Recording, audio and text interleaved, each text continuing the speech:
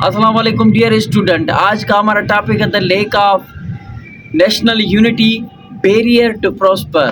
ठीक है, तो इसका मतलब है कौमी इत्तेहाद की कमी है और तरक्की में रुकावट है।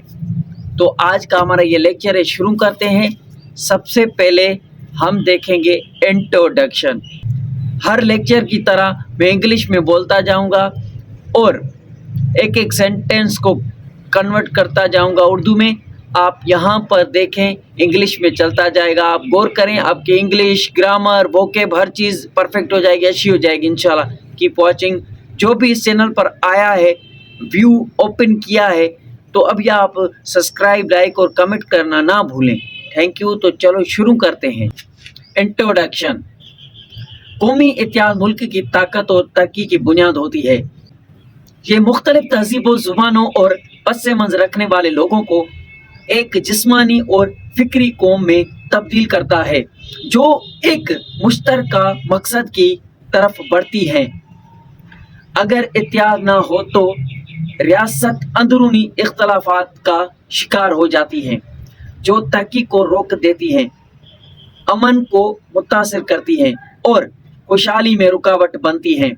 अफसोस के साथ कहना पड़ता है कि कई ममालिक, खास तौर पर तरक्की पजीर, कौमी यकजहती को फ़रोग देने में शदीद मसाइल का सामना कर रहे हैं।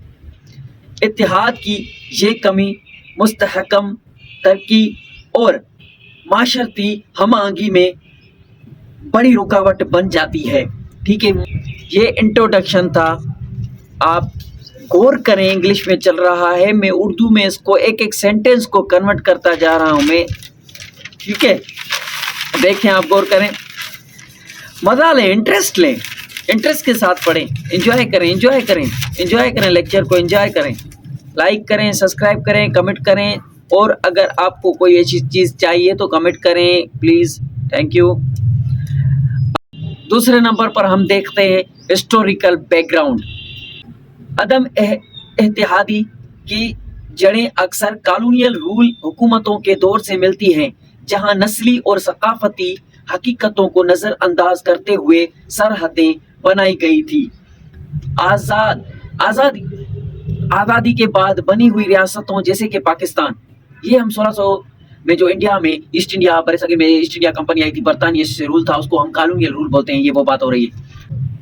जैसा कि पाकिस्तान ने मुख्तलिफ अक़वाम और तबकात का विरसा लिया जो एक मुत्तहिदा शनाख्त से महरूम थे। वक्त के साथ साथ इलाकायत, फ़िरकावारानियत और नस्ली कौम परस्ती मज़ीद मजबूत होती गई, जिससे एक कौम होने का एहसास कमज़ोर पड़ गया।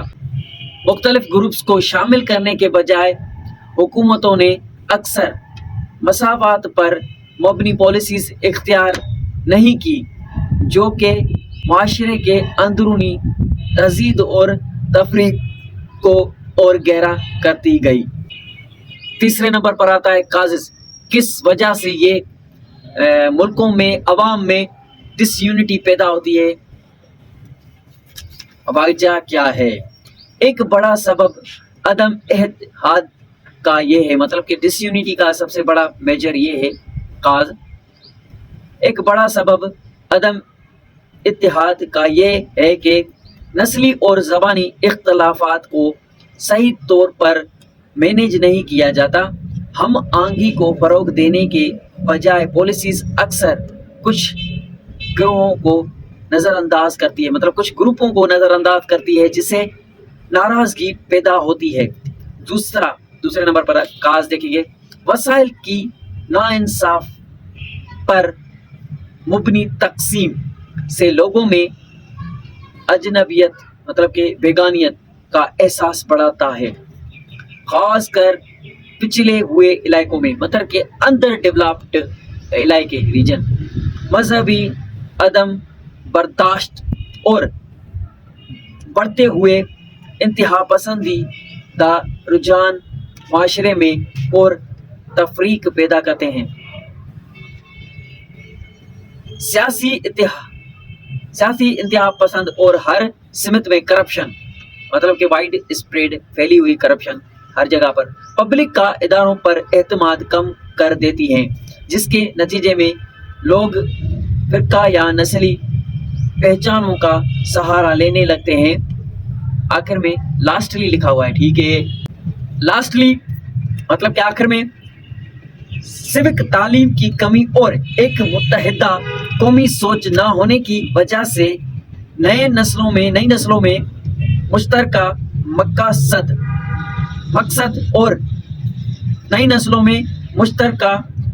مقصد اور حب الوطنی کا جذبہ نہیں پیدا ہوتا۔ تو یہ کاغذ سے جس کی وجہ سے ڈس یونٹی ہوئی ہے۔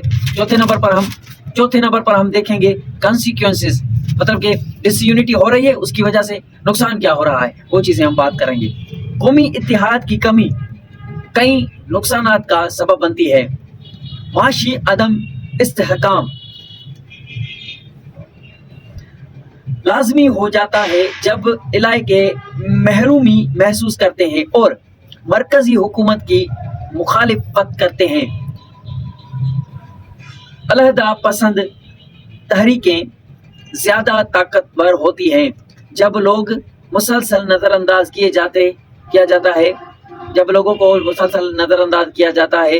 کمزور گورننس اور بڑھتی ہوئی لا لیسنس ایک تقسیم ڈویژن شدہ معاشرے میں پھیلتی ہے جہاں لا کا اطلاق انتخابی طور پر ہوتا ہے۔ اس کے علاوہ عدم اتحاد کسی ملک کو غیر ملکی مداخلت کے لیے آسان نشانہ بنا دیتا ہے، کیونکہ باہر کے قوتیں اندرونی اختلافات کا فائدہ اٹھا کر اپنے مقاصد حاصل کرتی ہیں۔ دیکھو، یہ جو ہمارے ملک میں ڈس یونٹی ہوتی ہے، اس کی وجہ سے بیرونی ملک والے ان کا فائدہ لے کے ہم کو اور زیادہ پیچھے کر دیتے ہیں، ٹھیک ہے۔ تو ملک میں اپنے میں یونٹی ہونی چاہیے، سندھی، بلوچی، پشتو، پنجابی، یہ نہیں، ہم سب پاکستانی ہیں، ٹھیک ہے۔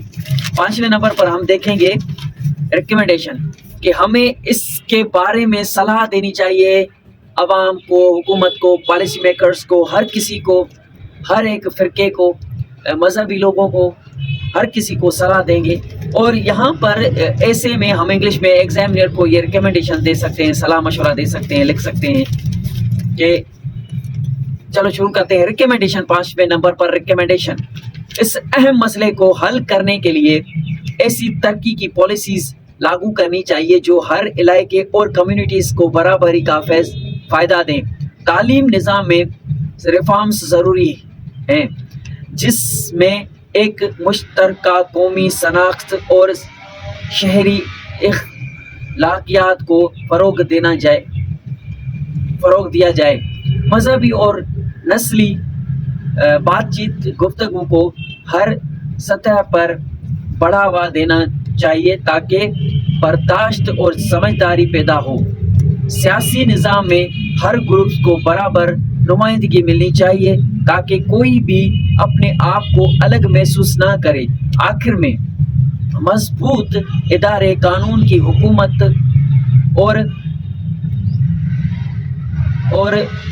جواب دہی کی نظام کو مزید مستحکم کرنا ہوگا تاکہ عوام کا اعتماد بنے اور قومی یکجہتی بڑھ سکے، مطلب کہ قومی یونٹی پیدا ہو سکے۔ لاسٹ میں ہم اس کا کنکلوژن دیکھیں گے۔ اس کے بعد کنکلوژن، جیسے کہ ایک کہاوت ہے، یونائٹ وی اسٹینڈ، ڈیوائڈ وی فال۔ کوئی بھی ملک ترقی کی امید نہیں کر سکتا اگر وہ اندرونی طور پر تقسیم شدہ ہو۔ قومی اتحاد صرف ایک آئیڈیل نہیں بلکہ امن، اسٹیبلٹی، استحکام اور ترقی کے لیے ایک ضرورت ہے۔ اس لیے اتحاد کو فروغ دینا صرف حکومت کا کام نہیں ہونا چاہیے، یہ پالیسی میکر، سول سوسائٹی اور عوام سب کی مشترکہ ذمہ داری ہے، ٹھیک ہے۔ امید ہے آپ کو یہ لیکچر اچھا لگا ہوگا۔ Keep watching, stay connected. اللہ حافظ۔ لائک، کمنٹ، سبسکرائب، کمنٹ کریں، سبسکرائب ضرور کریں، کمنٹ کریں آپ کو جو چاہیے وہ اس چینل پر ضرور ملے گا انشاءاللہ اسٹوڈنٹس کے لیے۔ اللہ حافظ۔